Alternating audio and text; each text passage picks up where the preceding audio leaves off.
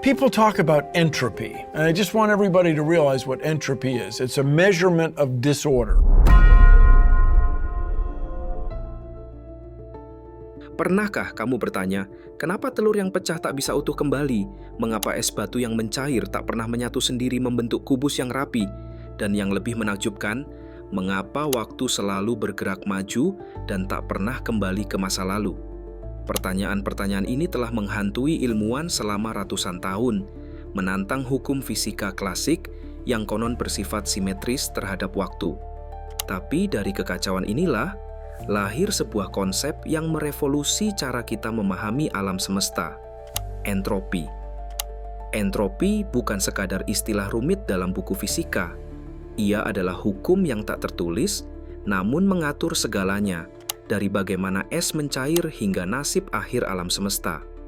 Dalam film dokumenter ilmiah ini, kita akan menelusuri jejak para jenius yang mencoba memahami kekacauan, dari mesin uap abad ke-19 hingga pemahaman tentang kematian panas alam semesta. Ini adalah kisah tentang keteraturan, kekacauan, dan waktu itu sendiri.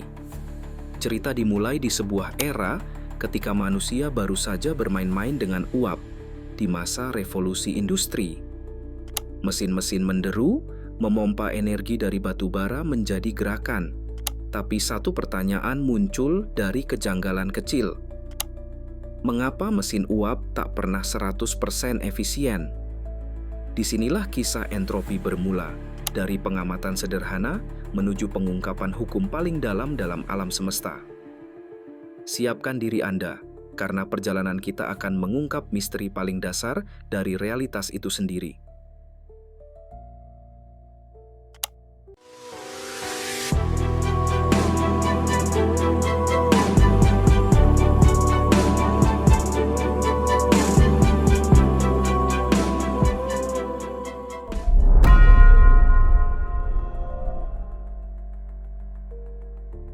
Pada awal abad ke-19, dunia menyaksikan kelahiran revolusi industri. Mesin-mesin uap ditemukan dan disempurnakan oleh tokoh seperti James Watt, mulai mengubah cara manusia hidup dan bekerja. Namun di balik keajaiban teknologi ini, para ilmuwan memperhatikan ada sesuatu yang tak masuk akal.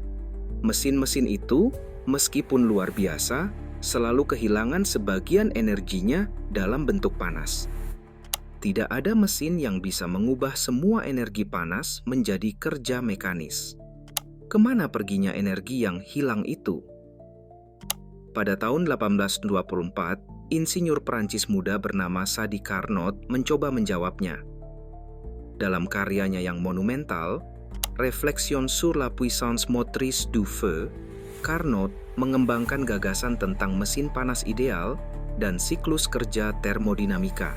Ia menyadari bahwa efisiensi mesin tergantung pada perbedaan suhu antara sumber panas dan tempat pembuangan panas. Tak ada mesin yang bisa lebih efisien dari mesin ideal yang ia bayangkan, dan dalam mesin nyata selalu ada energi yang tidak bisa diubah menjadi kerja. Namun, Carnot sendiri tidak menggunakan istilah entropi. Ia belum mengetahui mekanisme mikroskopik yang menyebabkan kehilangan energi ini. Tapi tulisannya membuka jalan bagi pemikir besar berikutnya, Rudolf Clausius. Ia akan mengambil ide Carnot, memberinya bentuk matematis, dan untuk pertama kalinya memberi nama pada kekacauan yang teratur ini, entropi. The laws of physics say that the reverse run film of the egg uncracking is compatible with the laws of physics.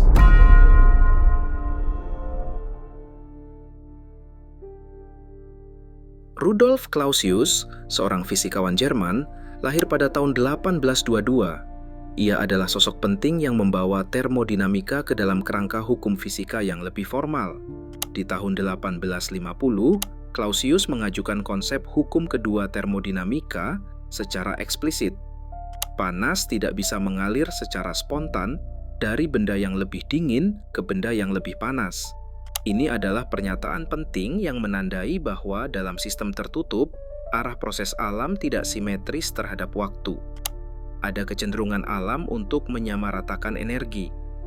15 tahun kemudian, pada tahun 1865, Clausius memperkenalkan istilah baru yang ia sebut entropi, berasal dari bahasa Yunani en, di dalam, dan tropein, perubahan. Ia mendefinisikan entropi sebagai ukuran dari ketidakteraturan atau penyebaran energi dalam sistem.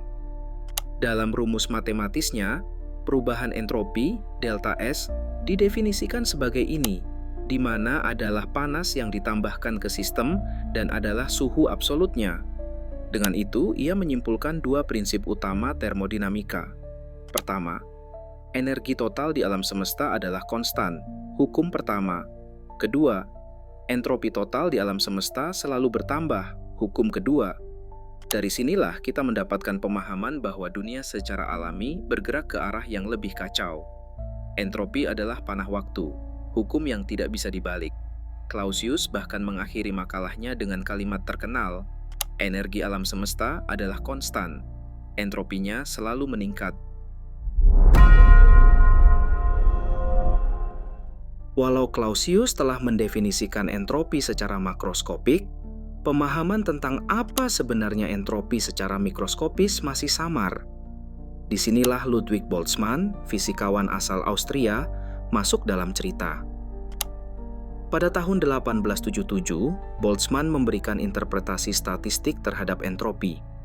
Ia menyatakan bahwa entropi berhubungan dengan jumlah cara suatu sistem mikroskopik bisa diatur tanpa mengubah penampakan makroskopiknya. Dalam bahasa sederhananya, entropi adalah ukuran dari jumlah kemungkinan susunan partikel dalam suatu sistem. Rumus terkenalnya adalah di mana adalah entropi adalah konstanta Boltzmann dan adalah jumlah mikrostat, konfigurasi mikroskopik yang mungkin. Contohnya, bayangkan sebuah kamar rapi di mana setiap benda memiliki tempatnya. Hanya ada sedikit cara untuk mengatur kamar agar tetap rapi. Tapi, begitu berantakan, ada ribuan cara barang bisa berserakan. Maka, keadaan berantakan memiliki entropi lebih tinggi. Konsep Boltzmann menjelaskan mengapa entropi meningkat secara alami. Karena keadaan dengan entropi tinggi, lebih kacau, lebih mungkin terjadi dibandingkan keadaan dengan entropi rendah, lebih teratur. Ia menjembatani hukum termodinamika dengan teori atom, memperlihatkan bahwa hukum makroskopik lahir dari statistik perilaku partikel mikroskopik. Isaac Newton back in the 1600s came up with a new theory of motion and a theory of gravity. This worked everywhere we ever measured it. Moon going around Earth, Earth going around the sun, the moons of Jupiter around Jupiter. So it wasn't just a solar phenomenon.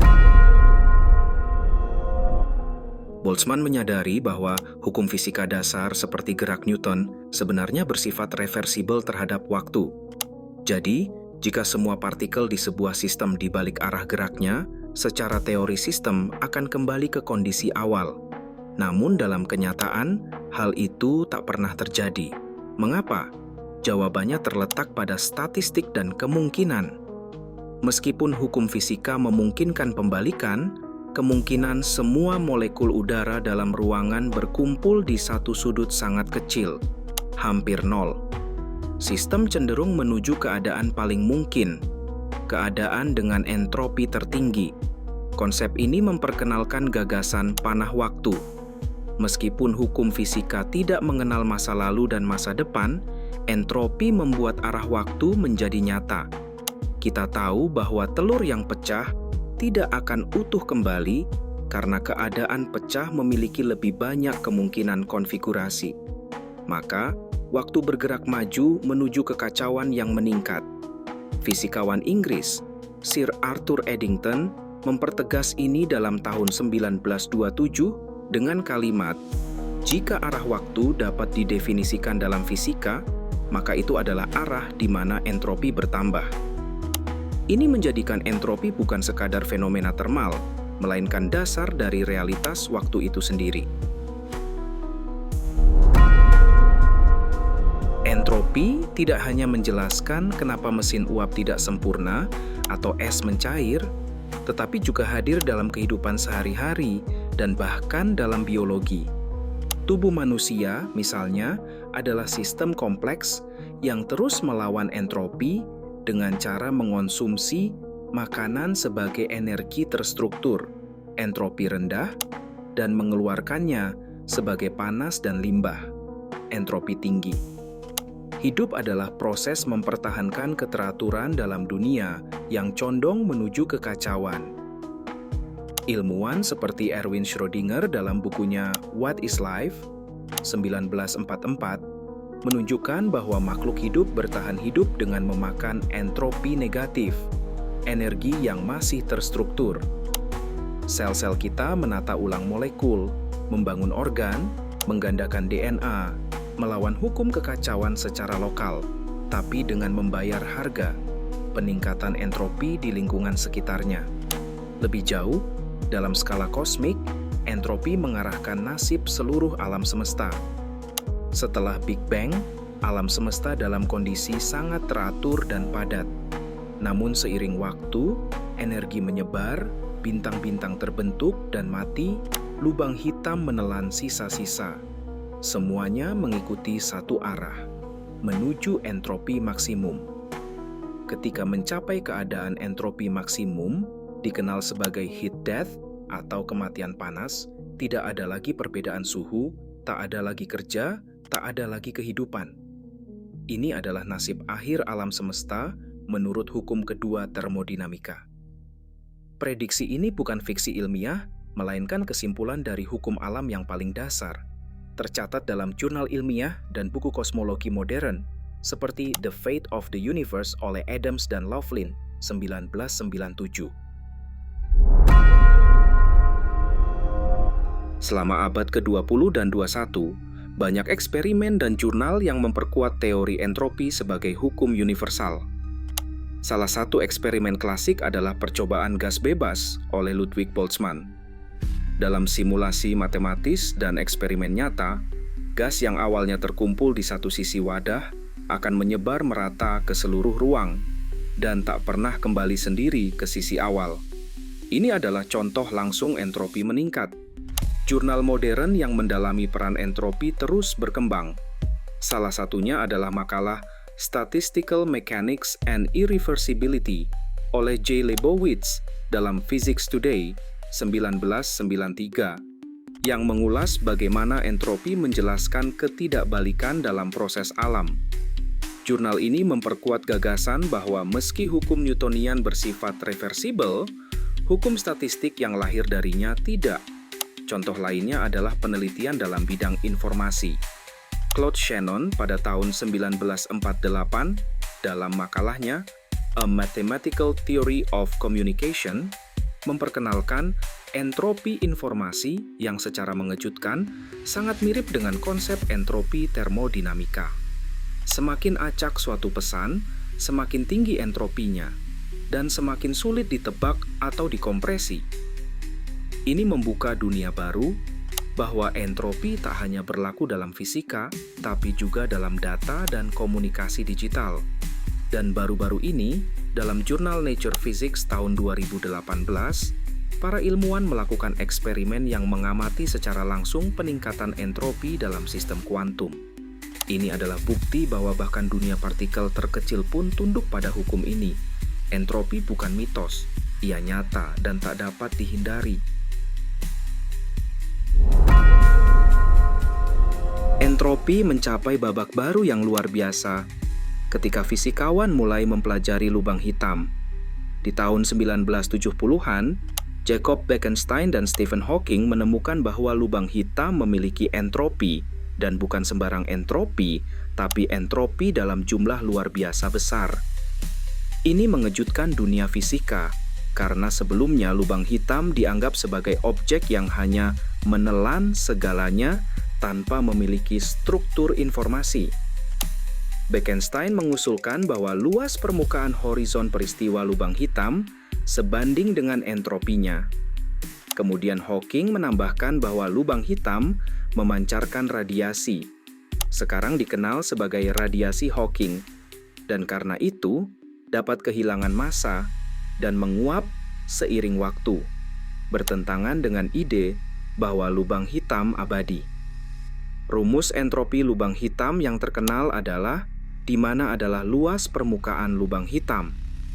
Ini adalah titik temu antara mekanika kuantum, relativitas umum, dan termodinamika, 3 pilar utama fisika.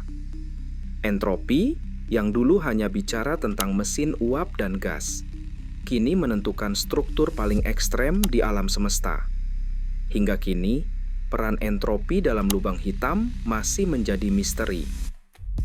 Beberapa fisikawan bahkan meyakini bahwa rahasia penyatuan mekanika kuantum dan gravitasi terletak dalam entropi lubang hitam. Ini menjadi bahan riset aktif di jurnal-jurnal seperti Physical Review Letters dan konferensi internasional tentang gravitasi dan teori string. Dunia sedang mencoba memahami entropi bukan hanya sebagai alat hitung, tapi sebagai petunjuk struktur terdalam realitas. Dalam konteks manusia dan budaya, entropi juga mendapat tempat tersendiri. Manusia menciptakan keteraturan, kota, sistem, ilmu pengetahuan. Tapi semua itu dibangun dengan energi. Saat kita membangun rumah atau menulis buku, kita menurunkan entropi lokal, tapi menghasilkan lebih banyak entropi global. Limbah, panas, polusi. Dalam pemikiran filsuf dan ilmuwan seperti Ilya Prigogine, pemenang Nobel Kimia tahun 1977, sistem hidup disebut sebagai struktur disipatif. Artinya, mereka eksis dan berkembang dengan cara mengatur ketidakteraturan di sekitarnya. Makhluk hidup bukan pengecualian terhadap hukum entropi. Mereka justru contoh sempurna dari sistem yang bertahan dalam arus entropi yang terus meningkat. Narasi ini membuat entropi tampak seperti musuh. Namun, entropi juga memungkinkan kehidupan. Tanpa perbedaan energi yang menyebabkan entropi meningkat, tidak akan ada aliran energi, tidak ada kerja, dan tidak akan ada kehidupan. Entropi adalah latar belakang dari semua gerakan, semua transformasi, semua cerita. Dari perspektif ini, kita bukan melawan entropi, kita menari di atasnya. Di akhir semua ini, kita kembali pada pertanyaan pertama. Mengapa waktu hanya bergerak maju? Jawabannya adalah entropi. Ia adalah panah waktu yang tak bisa dibalik, hukum yang membuat dunia kita masuk akal, sekaligus tak terhindarkan. Mesin tak bisa sempurna, es mencair, bintang mati, dan akhirnya mungkin seluruh alam semesta mencapai titik entropi maksimum, di mana semua perbedaan hilang, semua gerak berhenti, semua cerita selesai. Namun dalam perjalanan menuju akhir itu, entropi memberi kita struktur, tantangan, dan kehidupan. Seperti dalam film sains terbaik, akhir yang tak terhindarkan justru membuat kita menghargai detik-detik keteraturan yang sementara. Mungkin entropi bukan musuh, tapi kompas. Ia tak memberi kita pilihan untuk kembali, tapi memberi arah untuk maju. Entropi bukan akhir dari cerita. Ia adalah cara alam menulis cerita. Have you heard the silent call from ruins high and empires fall? Where knowledge sleeps and secrets lie, the archid files begin